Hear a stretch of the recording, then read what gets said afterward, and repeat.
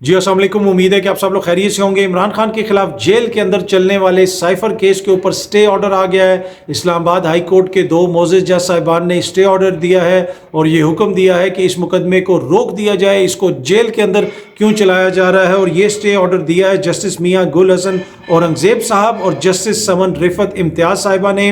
और ये जो बुनियादी तौर पे मुकदमा आपने को पता है कि साइफर का वो जेल के अंदर चलाया जा रहा है और खान साहब की टीम ने इसको चैलेंज किया था इस्लामाबाद हाई कोर्ट के अंदर। और इस्लामाबाद हाई कोर्ट के जो चीफ जस्टिस हैं आमिर फारूक साहब, उन्होंने इस दरख्वास्त को पहले मुस्तरद कर दिया था जिसके खिलाफ ये अपील दायर की गई थी। और अब ये जो दो रुकनी बेंच है उसने इसके ऊपर स्टे ऑर्डर दे दिया और तमाम रिकॉर्ड मंगवा लिया है।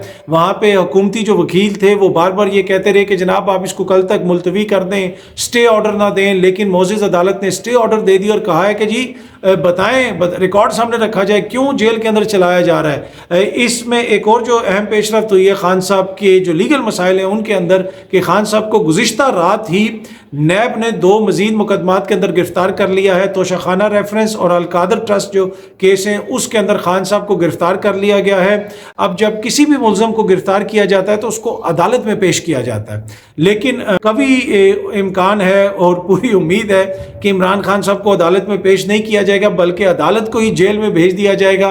क्योंकि ये जो इशू है वो इशू ये नहीं है कि जनाब किस अदालत में केस चल रहा है, लगता ऐसे है कि इशू ये है कि खान साहब को जेल के अंदर ही रखना है और उनकी तस्वीर कोई बाहर ना आए। और जिस तरह बहुत सारे दोस्त कह रहे थे कि उनकी इस मुकदमे में ज़मानत हो जाएगी, उस मुकदमे में ज़मानत हो जाएगी, और बड़े बड़े सीनियर कानूनदान इस हवाले से अपनी राय दे रहे थे। लेकिन मैंने आपके साथ बार बार ये चीज़ शेयर की है कि मुझे नहीं लगता कि इंतखाबात से पहले खान साहब को कोई भी कानूनी रिलीफ मिलेगा। अब तो नैब ने भी उनको गिरफ्तार कर लिया है क्योंकि वो नैब के मुलजिम हैं। जब वो नैब के मुलजिम थे तो आपको याद होगा कि 9 मई के दिन सुबह अदालत का कमरा तोड़ के नैब ने रेंजर भेज के वहाँ पे उनको गिरफ्तार करवा दिया था। और फिर उसी अदालत में जब नैब का एक मुजरिम पेश हुआ जो सज़ा याफ्ता है, इंतहाई काबिल एहतराम है, लेकिन मैं ये लीगल टर्म्स यूज़ कर रहा हूँ, उनके हवाले से नैब ने कहा कि हमें कोई दिलचस्पी नहीं, हम इनको पकड़ना नहीं चाहते।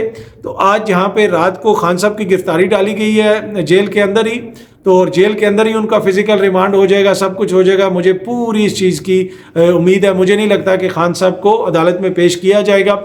और इससे पहले जो अटक जेल में वो थे और साइफर केस का मामला आया था वहाँ पे भी हमने इसी तरह देखा कि वो जुडिशल हो गए थे, विदाउट अदालत में पेश हुए, तो वहाँ पे भी इस चीज़ को उठाया गया था, ये इतराज़ किया गया था। अब जो भी कानूनी मामलात हैं, जिस तरह मैंने पहले भी अर्ज़ की अपने व्लॉग्स के अंदर कि खान साहब का दिफा मुझे आजकल काफ़ी कमज़ोर लग रहा है और मियाँ साहब का डिफेंस जो है वो मुझे काफ़ी मजबूत लग रहा है, उनका केस मजबूत है और इसी वजह से बज़ाहिर हर जगह से उनको रिलीफ भी मिल जाता है। अच्छा, खान साहब का ये जो मामला है साइफर वाला मामला, ये ऑलमोस्ट सुप्रीम कोर्ट तक भी गया हुआ है एक मुकदमे के अंदर, इसलिए कि इस्लामाबाद हाई कोर्ट से उनको रिलीफ नहीं मिला था। लेकिन वो मुकदमा भी अभी तक सुप्रीम कोर्ट के अंदर समाअत के लिए मुकर्रर नहीं हुआ। आज हसनात मलिक हैं, सीनियर कोर्ट रिपोर्टर हैं, सीनियर सहाफ़ी हैं, उन्होंने ट्रिब्यून जो एक्सप्रेस ट्रिब्यून है उसके अंदर ये पीस लिखा है, PTI still awaits ईसा's proactive stance.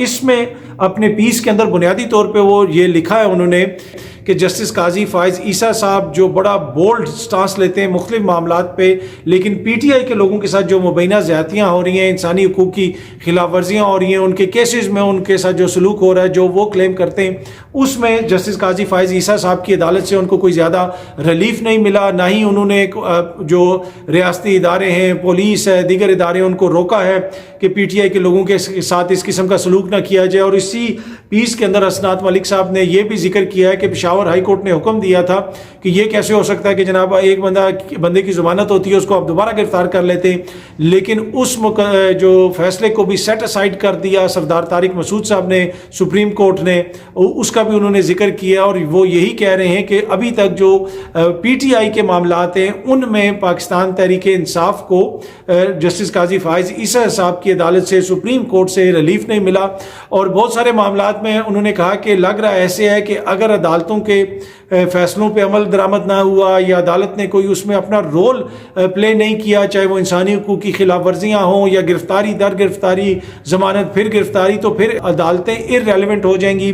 इस चीज़ का भी उन्होंने जिक्र किया। एक और जो फौजी अदालतों का मामला है उसका जिक्र भी हसनात मलिक ने अपने पीस के अंदर किया। उन्होंने लिखा कि ऑल्दो के फौजी अदालतों को कालादम करार दे दिया है सुप्रीम कोर्ट के एक लार्जर बेंच ने, लेकिन अभी तक जो लोग तहवील में थे فوج کے یا پھر جن کے اوپر ادھر مقدمات چل رہے تھے، ابھی تک ان لوگوں کو سویلین جو ایڈمنسٹریشن ہے اس کے حوالے نہیں کیا گیا۔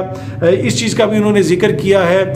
ہو سکتا ہے کہ آنے والے دنوں میں اس حوالے سے حکومت اپیل وغیرہ کرے، تو شاید اس وجہ سے ان لوگوں کو ابھی تک حوالے نہیں کیا گیا ہوگا۔ آپ کو یاد ہوگا کہ ماضی میں جب جسٹس بندیال صاحب تھے، اس وقت جب یہ معاملہ آیا تھا فوجی عدالتوں کا، تو اس وقت عدالت کو بتایا گیا تھا کہ کوئی مقدمہ نہیں چلایا جائے گا جب تک اس مقدمے کا فیصلہ نہیں ہو جاتا، فوجی عدالتوں میں ٹرائلز نہیں ہوں گے۔ لیکن بعد میں اٹارنی جنرل صاحب نے معزز عدالت کو بتایا کہ مقدمات تو شروع ہو گئے ہیں۔ پر اینی وے ان ساری چیزوں کا انہوں نے ذکر کیا کہ جناب یہ کچھ ہو رہا ہے، لیکن جسٹس قاضی فائز عیسیٰ کا جو بولڈ سٹانس ہوتا ہے، دیگر مقدمات وہ سنتے ہیں، اور بہت سارے ایسے مقدمات بھی سنتے ہیں جو ماضی میں دیگر جج صاحبان شاید نہ سنتے ہوں۔ اسی پیس کے اندر یہ ذکر بھی ہے کہ پھر حالیہ دنوں کے اندر جو ہے پرویز مشرف صاحب کا مقدمہ وہ بھی ہمارے سامنے ہے، اس کے ساتھ ساتھ جنرل فیض کے خلاف ایک پٹیشن آئی، وہ بھی لگا لی گئی۔ لیکن اعتزاز احسن صاحب نے جو بنیادی انسانی حقوق کے حوالے سے پٹیشن دی، جس میں وہ چیز بھی ایڈریس ہو سکتی ہے کہ جس طرح پی ٹی آئی کے لوگ لاپتہ ہو جاتے ہیں، وہ معاملہ بھی اٹھ سکتا ہے، اس کو اعتراض لگا کے سپریم کورٹ کے رجسٹرار نے واپس کر دیا، اس کو ٹیک اپ نہیں کیا گیا۔ تو یہ بہت سارے معاملات ہیں جس کے اوپر اب کوشچنز اٹھ رہے ہیں، اور آج حسنات ملک صاحب نے بھی اس حوالے سے لکھا ہے کہ جو پی ٹی آئی کے لائرز ہیں اور دیگر جو لوگ ہیں وہ بھی یہ کوشچن کر رہے ہیں کہ سپریم کورٹ اس میں وہ کردار ادا نہیں کر رہی جو ان سے ایکسپیکٹ کیا جا رہا ہے۔ پر اینی وے معزز عدالتیں جو بھی کرتی ہیں آئین اور قانون کو سامنے رکھ کے کرتی ہیں، جب وہ مناسب سمجھیں گے تو یہ کیس بھی وہ سن لیں گے، یہ کیس بھی ٹیک اپ ہو جائے گا۔ اچھا، آج سہیل وڑائچ صاحب کا یہ کالم ہے کہ انہیں کیسے نکالا، اس میں انہوں نے نواز شریف صاحب کا ذکر کیا، اور انہوں نے بنیادی طور پہ یہ بتایا کہ جنرل باجوہ کے آنے سے پہلے ہی راحیل شریف صاحب سے میاں صاحب کے تعلقات خراب ہو چکے تھے۔ آلدو کہ راحیل شریف صاحب کی تعیناتی بڑی سوچ سمجھ کے کی گئی، بڑی چیزوں کو سامنے رکھ کے ان کی تعیناتی کی گئی، لیکن پھر بھی ان کے تعلقات میاں نواز شریف صاحب سے خراب ہو گئے۔ اس کالم کے اندر انہوں نے یہ بھی لکھا ہے کہ راحیل شریف صاحب کو ایک خلیجی ملک کے سربراہ نے $60 کروڑ کا جہاز تو بطور تحفہ پیش کرنے کا وعدہ کیا، جبکہ میاں صاحب نے جنرل راحیل شریف کو منع کیا کہ آپ یہ جہاز نہ لیں، مگر راحیل شریف نے یہ بات نہ مانی۔ وزیر اعظم نے اپنے سیکرٹری سے اس حوالے سے باقاعدہ خط لکھوایا، مگر جنرل راحیل شریف نے یہ جہاز منگوا لیا۔ اب یہ بڑی ایک سنگین بات ہے کہ وہ تحفہ کیا ذاتی نوعیت کا تحفہ تھا یا پاکستان کے دفاع کے لیے وہ کوئی چیز دے رہے تھے۔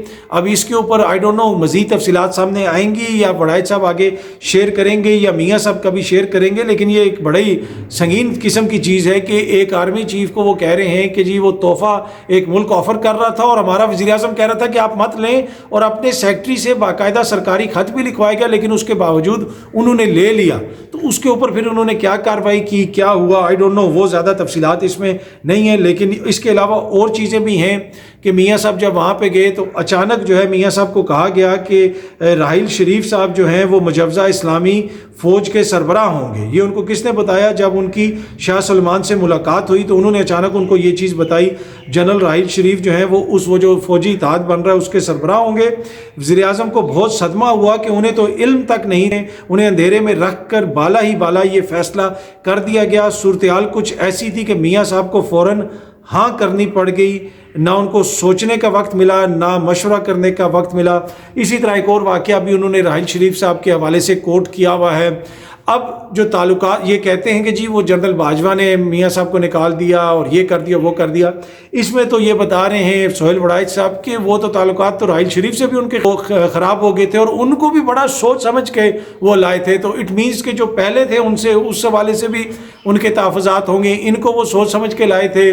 پھر اس میں یہ لکھا ہے کہ وہ باجوہ صاحب کو لے کے آ گئے اور پھر یقیناً وہ بھی بڑے وہ سوچ سمجھ کے لائے ہوں گے، اور پھر ان کے اوپر اب وہ کس قسم کے الزامات لگاتے ہیں۔ تو یہ کچھ چیزیں بڑی امپورٹنٹ آج سہیل وڑائچ صاحب نے اپنے کالم کے اندر لکھی، جو میرے لیے بھی بڑی حیران کن تھیں۔ جس قسم کا جو انفارمیشن شیئر کی گئی ہے یا پھر جو دعویٰ کیا گیا ہے، ہو سکتا ہے میاں صاحب اس کے اوپر روشنی ڈالیں، یا پھر جو ہے جنرل راحیل شریف جو ریٹائرڈ ہو چکے ہیں وہ اس کے اوپر کوئی روشنی ڈالیں کہ وہ کون سا جہاز تھا جو انہوں نے کسی خلیجی ملک سے لیا تھا، جو اتنا مہنگا کروڑوں ڈالر کا جہاز تھا، وہ جہاز اب کدھر ہے، کدھر گیا، کس کے لیے لیا، یہ چیز انہوں نے کلیئر نہیں کی۔ ہو سکتا ہے آگے جا کے، جس طرح میں نے پہلے بھی عرض کی، کہ مزید انفارمیشن سامنے آ جائے۔ اچھا، آخر میں تھوڑی سی عمران خان صاحب کی مقبولیت کے حوالے سے کچھ چیزیں میں آپ سے شیئر کرنا چاہتا ہوں. جس طرح میں نے آپ کو پہلے بھی بتایا ہے کہ عمران خان صاحب کو نہ عدالت میں پیش کیا جائے گا, نہ ان کو عدالتوں سے ریلیف ملے گی, نہ ان کو رہائی ملے گی. بہت سارے لوگ یہ دعوے کرتے رہے, یہ کہتے رہے کہ یہ ہو جائے گا, وہ ہو جائے گا. میں آپ کے ساتھ بار بار یہ انفارمیشن شیئر کر رہا ہوں کہ مجھے نہیں لگتا کہ الیکشن سے پہلے ان کو باہر نکالا جائے, بلکہ ان کو کیمرے کے سامنے ہی آنے دیا جائے. ایون کہ عدالت میں پیشی ہوگی تو وہاں پہ بھی وہ کوئی بات کر لیں گے, تو وہ بھی ہوتا ہوا مجھے نہیں نظر آ رہا, اور ان کو عدالتوں سے اس طرح ریلیف نہیں مل رہی. اب ایک تو یہ سچویشن ہے. اب یہ ساری سچویشن کیوں ہے؟ اس لیے کہ پی ڈی ایم کی حکومت نے, آپ کو پتہ ہے جس قسم کے مقدمات وہ بنا کے گئے اور جس قسم کے سیاسی حالات کا ان کو سامنا ہے. سیاسی حالات ایسے ہیں کہ ایک طرف عمران خان صاحب کی مقبولیت ہے, دوسری طرف ان کے جو حالات ہیں وہ بھی آپ کے سامنے ہیں. اس کی ایک چھوٹی سی میں اگر آپ کے ساتھ اگزامپل شیئر کروں کہ عمران خان کتنے مقبول ہیں. مرزا علی انجینئر صاحب جو ہیں, وہ جیلم سے جن کا تعلق ہے, سوشل میڈیا کے اوپر وہ بڑے مقبول ہیں. وہ بہت سارے لوگوں پہ تنقید کرتے ہیں. وہ ایک مکتبہ فکر کے لوگوں پہ تنقید کرتے ہیں تو دوسرے ان کی سپورٹ کرتے ہیں. وہ دوسروں کے اوپر تنقید کرتے ہیں تو پہلے ان کی بات کو صحیح مانتے ہیں. اب پہلی دفعہ انہوں نے جب عمران خان صاحب کے اوپر تنقید کی ہے تو ان کو ایک طرح سے بیک لیش کا سامنا ہے. سوشل میڈیا کے اوپر ہر طرف سے ان کو بیک لیش کا سامنا ہے. یہ سمجھنے کی چیز ہے یہ کیوں ہے. آپ دیکھ لیں کہ یہ اس وقت عمران خان پاکستان کے اندر وہ واحد لیڈر ہیں کہ اگر آپ دیکھیں گے نا کہ 4 بندے بیٹھے ہوں گے تو وہ عمران خان کو سپورٹ کر رہے ہوں گے. ان میں سے ان 4 کا ہو سکتا ہے فرقہ مختلف ہو, مختلف مکتبہ فکر سے ان کا تعلق ہو, مختلف سوشل کلاسز سے ان کا تعلق ہو, مختلف صوبوں سے ان کا تعلق ہو, وہ مختلف زبانیں بولنے والے ہوں, اور مختلف ہو سکتا ہے کہ وہ کوئی ایک بڑا لبرل ہو, ایک بڑا جو ہے وہ جو ہے جسے آپ کہہ سکتے ہیں کہ جناب وہ رجعت پسند ہو. مطلب آپ کو ورائٹی اور ڈائیورس قسم کی جو ہے نا سپورٹ بیس نظر آتی ہے عمران خان کی. یہی وجہ ہے کہ انجینئر علی مرزا صاحب کو بھی جو ہے ایک اس بیک لیش کا سامنا ہے کہ ایون کہ وہ جو لوگ مختلف لوگوں کے اوپر تنقید کرنے کی وجہ سے ان کو سپورٹ کرتے تھے یا ان کی بات کو ٹھیک سمجھتے تھے یا ان کی حمایت کرتے تھے, اب ان میں سے بھی بہت سارے لوگ جو ہیں انجینئر صاحب کے اوپر تنقید کر رہے ہیں. اور اس کی بنیادی وجہ وہ یہی ہے کہ عمران خان صاحب کی جو سپورٹ بیس ہے وہ ہر مکتبہ فکر میں ہے. اپنی زندگیوں میں ہم نے شاید ہی کوئی ایسا لیڈر دیکھا ہو جس کی اکراس دا بورڈ اس قسم کی سپورٹ ہو اور اس نے اس قسم کی سپورٹ انجوائے کی ہو. اور پھر یہی وجہ ہے کہ پی ڈی ایم کی حکومت جو ہے وہ اس طرح کے الیکشنز میں جانا چاہتی ہے کہ جہاں پہ نیب کا مجرم جو ہے وہ تو پورے ملک کے اندر سیاسی کمپین چلا رہا ہو, لیکن جو نیب کا ملزم ہے اس کو عدالت کے اندر دروازہ توڑ کے گرفتار کروا لیا جائے اور نیب جو ہے اس کو رات کو اس کی گرفتاری ڈال دے اور اس کو جیلز میں ہی رکھا جائے, اس کو نیب کی عدالت میں لانے کا بھی موقع نہ دیا جائے. تو یہ وہ بنیادی وجہ ہے. یہ وہ جو لیول آف سپورٹ ہے, نہ صرف لیول آف سپورٹ یہ نہیں ہے کہ کسی ایک طبقے کے اندر ہے, یہ کسی ایک جینڈر کے اندر ہے. ایج گیپ دیکھ لیں آپ اس میں لوگوں کے سپورٹرز کا, آپ ان کے جینڈر دیکھ لیں, آپ ان کے فرقوں سے تعلق دیکھ لیں کہ آپ کو ہر فرقے کا بندہ ان کو سپورٹ کرتا ہوا نظر آئے گا. اور اس طرح کے لیڈرز جو ہوتے ہیں وہ تو میرے خیال میں کسی بھی قوم کا اثاثہ ہوتے ہیں. اور وہ جو ایک بنیادی ہمارا کانسیپٹ ہے کہ ایک قوم, نظریات اپنے ہو سکتے ہیں, اختلاف اپنی جگہ پہ ہو سکتا ہے, لیکن ایک قوم جو ہے وہ ایک جو ہے پوری قوم ہے. تو میرے خیال میں اس وقت جو ہے پاکستان کے اندر ایک ایسا لیڈر جس کو قوم کے بڑے حصے کی سپورٹ حاصل ہے اور اپنے تعصبات کو, جس میں نسلی, گروہی, فقہی, مطلب کسی قسم کے بھی تعصب کو بالا طاق رکھتے ہوئے لوگ اگر کسی ایک بندے کو سپورٹ کر رہے ہیں تو وہ اس وقت عمران خان صاحب ہیں. اور وہ لوگ جو ایک دوسرے کے ساتھ بیٹھنے کے لیے تیار نہیں ہوتے, ایک دوسرے کے ساتھ جو ہے بات کرنے کے لیے تیار نہیں ہوتے, لیکن اس چیز پہ وہ بھی اتفاق کر لیتے ہیں کہ ہاں جی یہ بہتر لیڈر ہے, اس کو ہم سپورٹ کرتے ہیں. تو یہ اس وقت ان کی مقبولیت کی حالت ہے.